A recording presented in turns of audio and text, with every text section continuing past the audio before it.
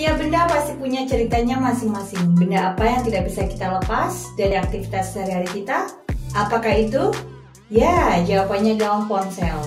Berikut ini perjalanan ponsel dari waktu ke waktu hingga menjadikan dia sahabat yang tidak bisa kita tinggalkan dan juga tidak bisa kita lepaskan. Tapi sebelum itu jangan lupa like, komen, dan subscribe channel ini karena banyak hal bagus yang belum kita ketahui di luar sana.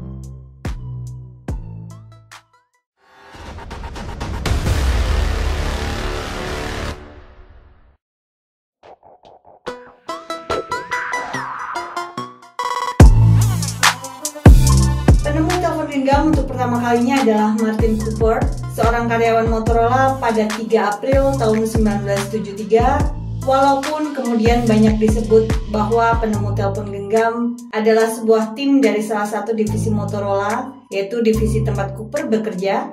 Dengan model pertama adalah Dynatec, Cooper mendapat ide membuat alat komunikasi yang kecil dan mudah dibawa bepergian secara fleksibel. Cooper bersama timnya menghadapi tantangan bagaimana memasukkan semua material elektronik ke dalam alat yang berukuran sangat kecil untuk pertama kalinya. Dan pada akhirnya, sebuah ponsel pertama berhasil diselesaikan dengan berat sekitar 2 kg. Bayangkan bagaimana kalau ponsel kita sekarang ini seberat itu? Motorola memproduksi ponsel pertamanya dengan biaya sebesar kurang lebih 1 juta US dollar. Tapi pada tahun 1983, biaya berhasil ditekan hingga menjadi 4.000 US dollar atau sekitar 56 juta rupiah. Setelah berhasil memproduksi telepon genggam, tantangan terbesar berikutnya adalah infrastruktur jaringan di mana membutuhkan jaringan 3 MHz spektrum atau setara dengan 5 channel TV yang tersalur ke seluruh dunia. Adalah Amos Joel Jr., tokoh yang juga sangat berjasa pada perkembangan telepon seluler. Dia adalah pakar dalam bidang switching. Di Bell Telephone Laboratories, Amos membuat sistem penyambung atau switching dari satu wilayah sel ke wilayah sel yang lain. Switching ini bekerja ketika pengguna telepon bergerak atau berpindah dari satu sel ke sel yang lain, sehingga pembicaraan tidak terputus. Karena penemuan Amos Joel inilah penggunaan ponsel menjadi nyaman. Di era 90-an, melanjutkan kehadiran ponsel pertama, muncullah teknologi yang menerapkan kartu GSM dan juga CDMA yang lebih praktis. Di era ini mulai mengenal SMS atau Short Message Service. Ciri khusus pada waktu itu yaitu layar monokrom dan suara monofonik. Masih ingat kan pakai HP seperti itu? Di era tahun 1990-an, HP mulai masuk ke Indonesia. Sang raja telepon genggam pada era itu adalah Nokia, yang merilis berbagai HP dengan aneka desain dan harga yang variatif. SMS di tahun 90-an masih sangat dianggap keren, namun era kejayaannya hanya berlangsung sangat singkat.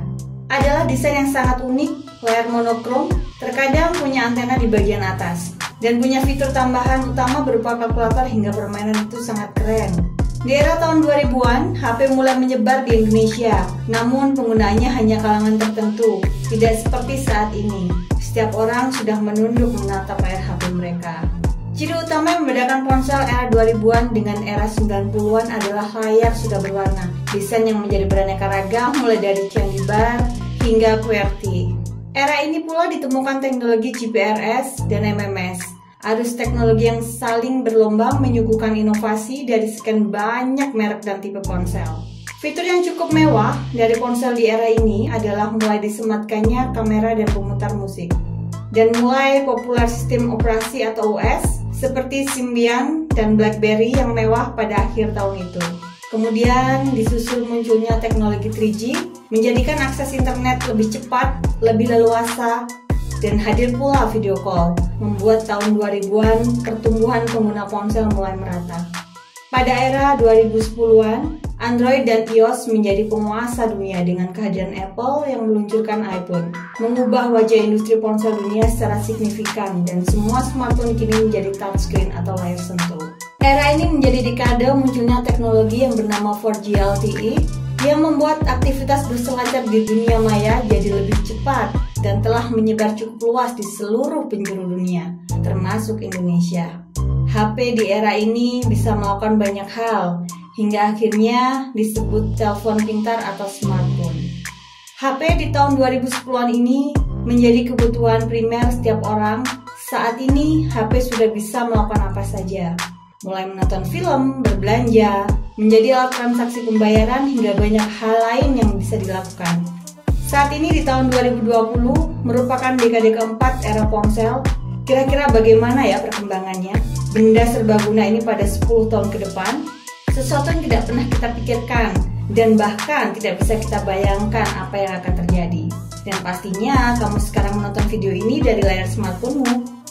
Jika kamu mempelajari hal baru hari ini, jangan lupa share ke teman-teman atau saudaramu untuk berbagi pengetahuan dan subscribe channel ini.